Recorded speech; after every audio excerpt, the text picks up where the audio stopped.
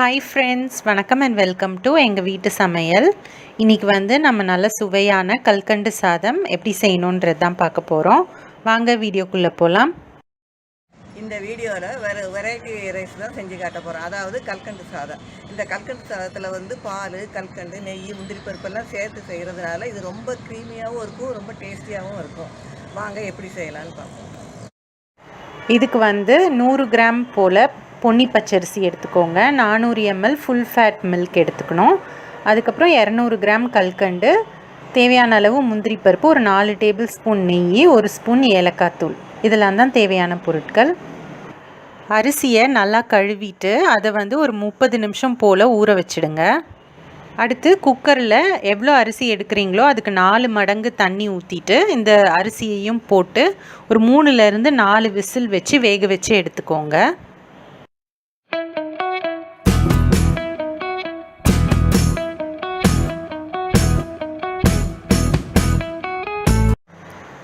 சாதம் வெந்துட்டு இருக்கும்போது நீங்கள் முந்திரி பருப்பை நல்லா நெய்யில் செவக்க வறுத்து எடுத்துக்கோங்க.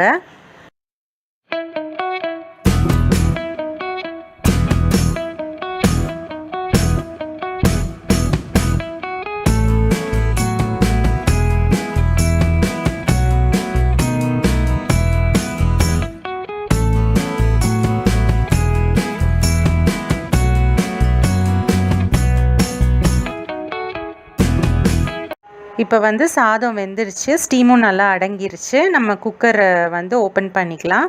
பண்ணிவிட்டு அந்த சூடு இருக்கும்போதே இந்த மாதிரி சாதத்தை நல்லா மசிச்சு விட்டுக்கோங்க. மசிச்சு விட்டுட்டு நம்ம வச்சுருக்க அந்த ஃபுல் ஃபேட் மில்க் 400 ml இதில் சேர்த்துக்கோங்க. சேர்த்து நல்லா மிக்ஸ் பண்ணிக்கோங்க. இந்த ஃபுல் ஃபேட் மில்க் வந்து நம்ம ஃபஸ்ட்டே வந்து காய்ச்சி வச்சது தான். பாலை சேர்த்து நல்லா கொதிக்க விடுங்க. இப்போது தட்டி வச்ச கல்கண்டை இதில் சேர்த்து மிக்ஸ் பண்ணிக்கோங்க. சாதம் வந்து சூடாக இருக்கிறனால இது வந்து கல்கண்டு வந்து நல்லா கரைஞ்சிரும். இப்போது 2 டேபிள் ஸ்பூன் வந்து நெய் சேர்த்துக்கோங்க. அதுக்கப்புறம் கொஞ்சோண்டு ஏலக்காய் பவுடரும் சேர்த்துக்கோங்க. நல்லா மிக்ஸ் பண்ணிக்கோங்க. அந்த சாதமும் பாலும் வந்து நல்லா கட்டியாகிற வரைக்கும் நீங்கள் வந்து அதை கிளறிட்டே இருங்க.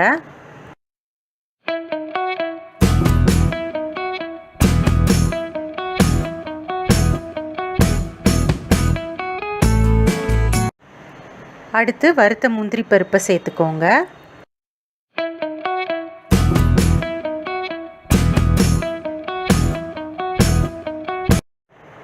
இந்த சாதமும் பாலும் நல்லா சேர்ந்து கட்டியாக ஆகிற டைமில் மிச்சம் இருக்கிற 2 டேபிள் ஸ்பூன் நெய்யையும் சேர்த்து நல்லா மிக்ஸ் பண்ணிக்கோங்க.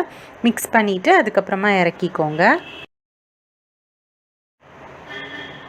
நம்மளோட சுவையான கல்கண்டு சாதம் வந்து சூப்பராக தயாராகிடுச்சு. பார்க்கும்போதே அப்படியே சாப்பிடணும் போல் இருக்குது பாருங்கள். ஸோ இந்த விஜயதசமிக்கு நீங்களும் இந்த கல்கண்டு சாதம் செஞ்சு என்ஜாய் பண்ணுங்கள். இந்த வீடியோ உங்களுக்கு பிடிச்சிருந்தது அப்படின்னா லைக் பண்ணுங்கள், ஷேர் பண்ணுங்கள், சப்ஸ்கிரைப் பண்ணுங்கள். மறக்காமல் பெல் பட்டனையும் டேப் பண்ணுங்கள். அப்போ தான் எங்களோட ரெகுலர் அப்டேட்ஸ் உங்களுக்கு வந்து சேரும். தேங்க்யூ.